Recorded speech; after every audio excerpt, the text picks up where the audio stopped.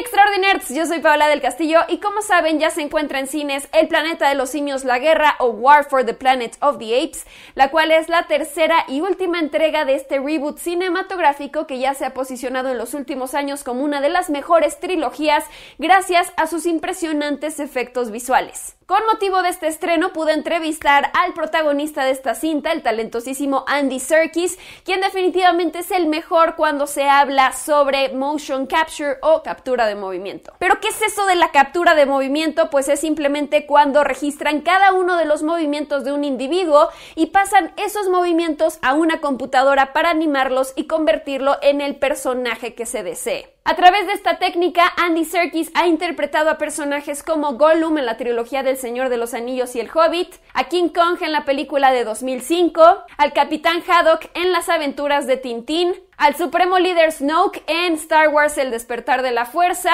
y obviamente a César en la trilogía del Planeta de los Simios. Pero bueno, además de sus papeles de motion capture, Serkis también destaca en varios papeles en carne y hueso en películas como The Prestige, King Kong, Sex and Drugs and Rock and Roll, Avengers Age of Ultron, entre muchas otras. En fin, les comparto mi entrevista con el increíble Andy Serkis. Have you come to save your apes? I came for you. Hey Extraordinerd, estamos con Andy Serkis. The one and only. How are you? I'm great, thank you. Thank you, nice to see you. I'm so excited to meet you. You too. And all my fans want to know, why haven't you been nominated for an Academy Award? We need that. Oh, well, thank you. I appreciate that. I think it's to do with the fact of educating the Academy as to what it is that we do, which is basically motion capture or performance capture is no different to acting in a conventional way. And I think young actors and young filmmakers all understand that, but I think it's the older generation of you know, the Academy that don't fully understand the technology, and that it is the actors who are creating the characters and authoring the roles, and that you know, the visual effects are amazing, but they're not responsible for playing the character. You've been Caesar for the past 6 years. It's been a big journey. So how do you feel from Rise to now War? I have had the most amazing time playing this character. You know, it's been a wonderful opportunity to play a character all the way from being an infant through the whole of his life is very rare for an actor to be able to do that. And this time we see a darker Caesar.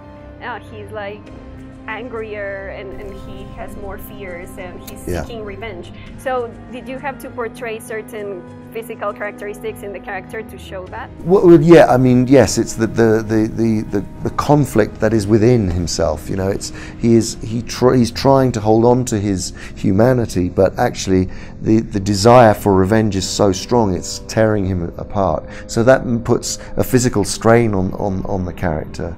But also what I wanted to do in this movie was to play Caesar's emotions very much closer to my emotions. If I were in Caesar's position, that's how I would respond. And so it's my job as the actor to hold the audience's hand and lead you through and show you the world through Caesar's eyes. So in order to do that, I had to bring him closer to my emotions. One of the characteristics for humans to be superior is the language, and Nova, she can speak, and she gives the most important lesson to love and forgive, even though someone is not like you. So what do you feel about this character? Absolutely. I mean, Nova is a brilliant character, a wonderful character, and one that Caesar rejects when he first meets her. You know, he thinks she's going to be a burden, and of course she ends up being the one who is incredibly compassionate towards Caesar and helps to bring him back from the dark side in a way. Also, I mean, you've got this whole language for the humans, but also the apes, they use a lot silence. Like, they analyze things and they do strategies for what they're going to do next. And I think like the silence for them is very important. So how do you use silence for playing this role? Well, that's a very good question. You know, there's so much can be communicated with facial expressions, with sign language.